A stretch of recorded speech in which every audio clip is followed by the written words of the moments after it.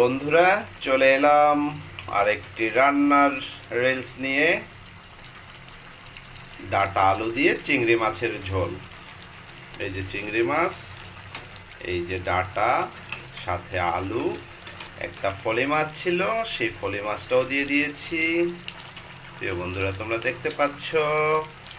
তো সবসময় তো কালো জিরা মেথি ইউজ করি, আজকে পেঁয়াজ সোমবার দিয়েছি। আর উপর দিয়ে এই যে ধনিয়া পাতা কুচি আর কাঁচা লঙ্কা ফালি দিয়ে দিচ্ছি। তোমরা বাসায় ট্রাই করে দেখো, ভালো লাগবে।